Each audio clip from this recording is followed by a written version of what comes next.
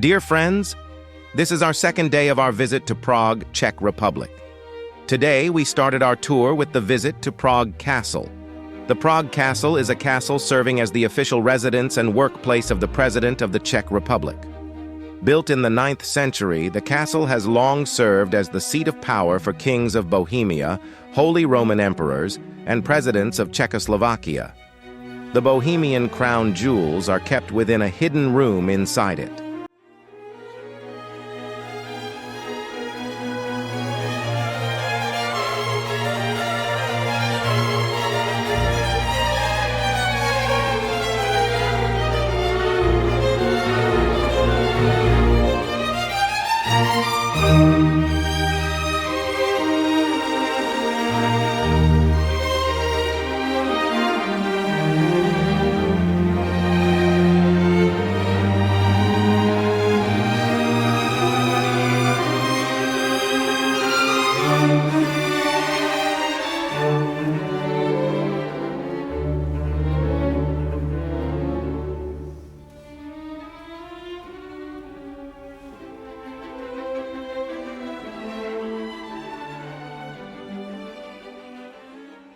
According to the Guinness Book of Records, Prague Castle is the largest ancient castle in the world, occupying an area of almost 70,000 square meters.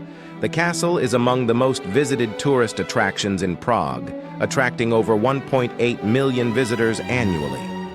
It is an UNESCO World Heritage Site and consists of a large-scale composition of palaces and ecclesiastical buildings of various architectural styles, from the remains of Romanesque-style buildings from the 10th century through Gothic modifications of the 14th century.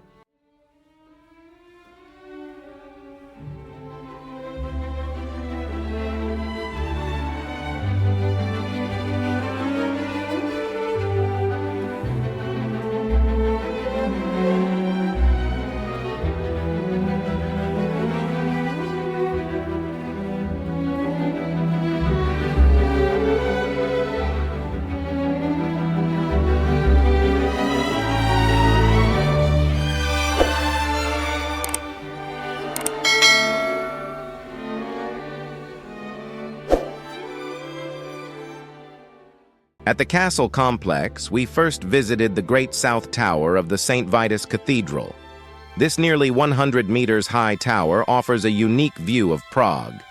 You must climb 287 steps to go to the top of the tower. At the top, you can see a beautiful panoramic view of the Prague city, the bells of the cathedral. Then we entered the St. Vitus Cathedral. The cathedral is the largest and the most important temple in Prague. Apart from religious services, coronations of Czech kings and queens also took place here.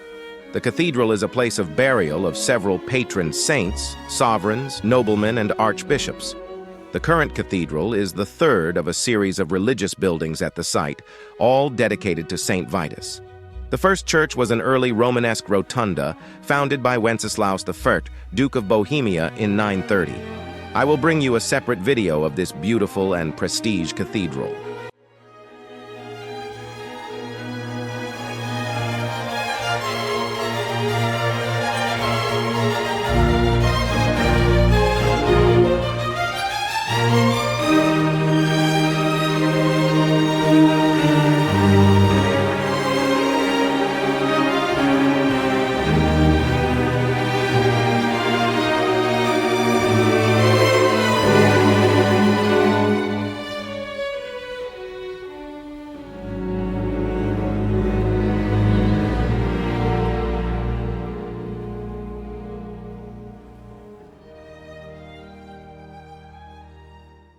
The second attraction we visited in the complex was the old royal palace. The original residence building, mostly wooden, was built at Prague Castle, already at the turn of the 9th and 10th century. Its exact location is not documented. It was Prince Sobieslav in the 12th century who had a stone Romanesque palace built right next to a new fortification wall. Remains of it have been preserved in the underground till the present times. The palace was adjoined on its eastern side by All Saints' Chapel, which was consecrated in 1185.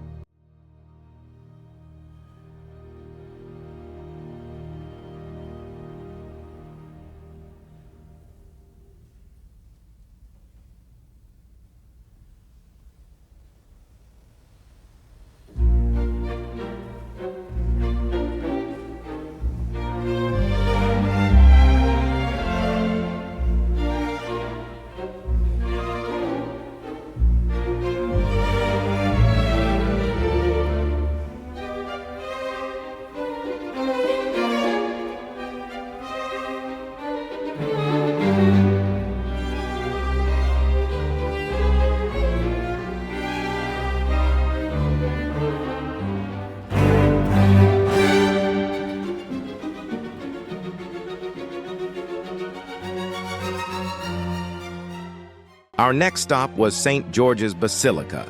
It originated as the second church at Prague Castle. Only parts of the building, founded about 920 by Prince Vratislav I, have been preserved. When the convent of Benedictine nuns was founded in 973, the church was enlarged and reconstructed.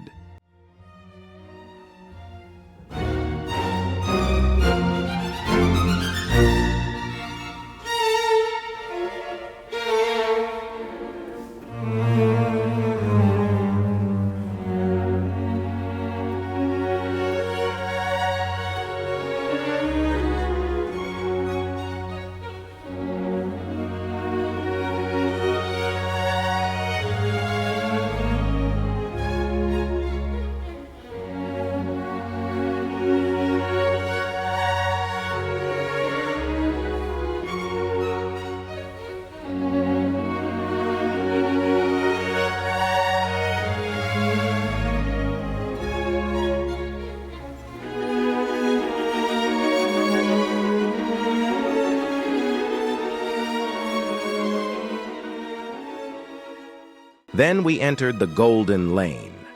It is one of the iconic places of Prague Castle. The Golden Lane was created at the end of the 15th century, after the construction of the new northern castle fortifications. The picturesque place with colorful houses abounds in many legends and myths, which have also attracted a number of writers and artists. At the moment, several houses house an exhibition that shows life in the alley during its 500 years of existence, including an underground dungeon.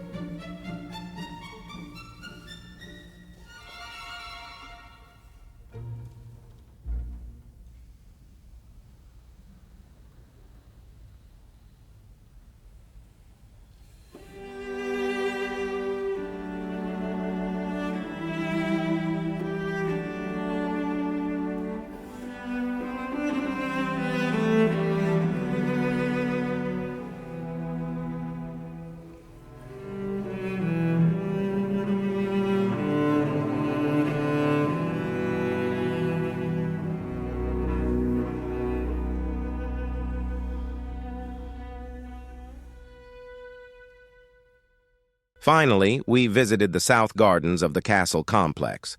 The gardens were established gradually on the location of bulwarks beneath Prague Castle. The last renovation in 2012 restored their original appearance from 1920s. The south gardens are nearly 500 meters long. The south gardens are comprised of 3 smaller gardens called Paradise Garden, Garden on the Ramparts, and Hartig Garden.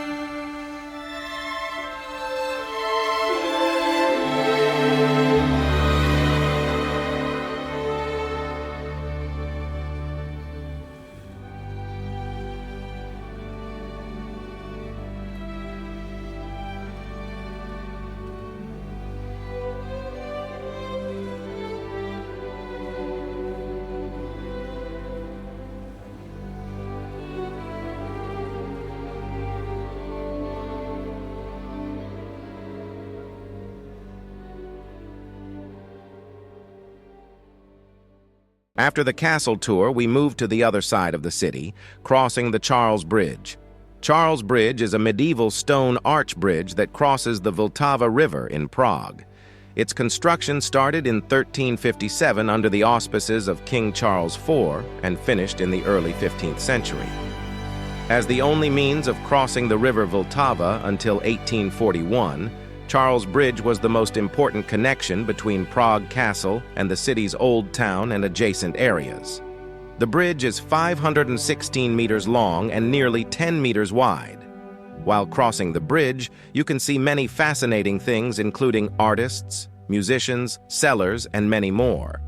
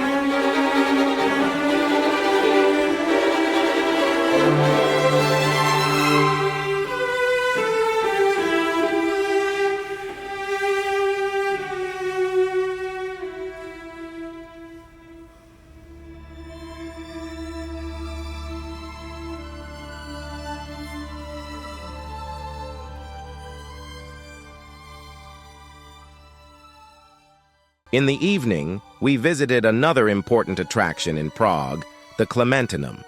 It is a historic complex of buildings in Prague, which houses the National Library of the Czech Republic.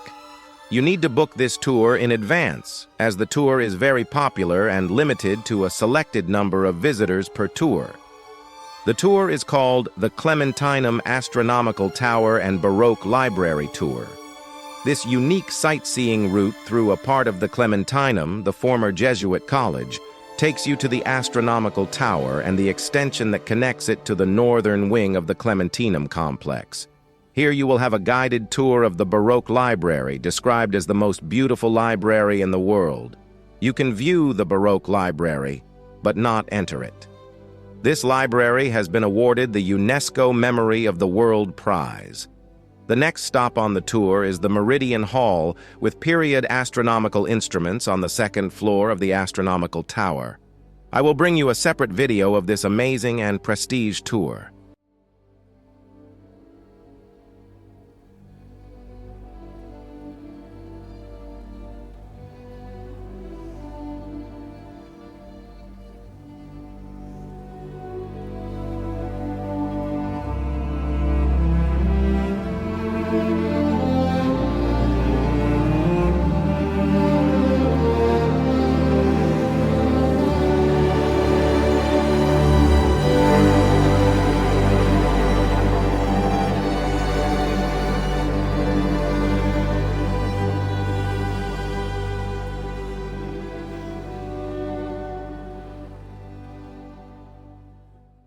After returning, we headed to Petrin Hill while enjoying the famous chimney cakes in Prague.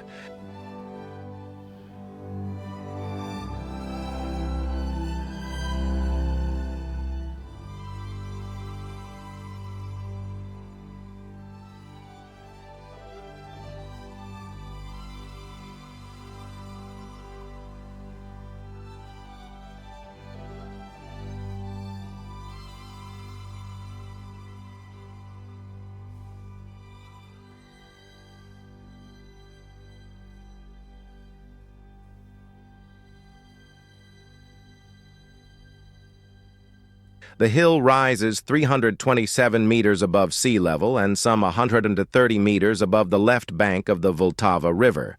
It almost entirely covered with parks, and it's a favorite recreational area for the inhabitants of Prague. The Petrin Hill is roughly a half-hour walk up paths, and the tower is also quite an arduous climb. However, the hill is served by a frequent Petrin funicular. The line was originally opened in 1891.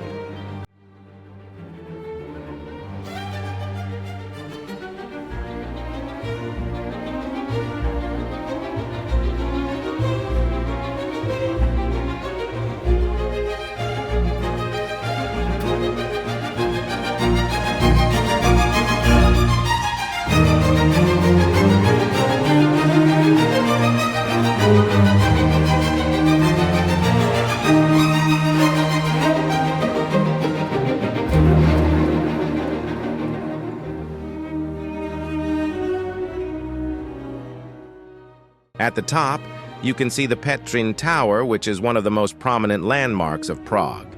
It was built as part of the Jubilee exhibition in 1891 as a loose copy inspired by the Eiffel Tower. It is 58.70 meters high, and 299 steps lead to its peak, which is at the same altitude as the real Eiffel Tower. We concluded our Prague tour by observing the sun at the Štefánik Astronomical Observatory on Petrin Hill.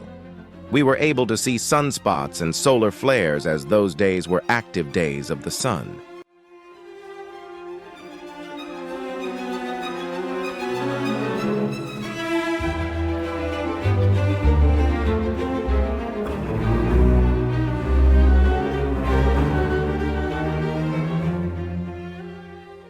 So, my dear friends, it's time to say goodbye from Prague. I will see you soon in another beautiful video on Beauty of the World.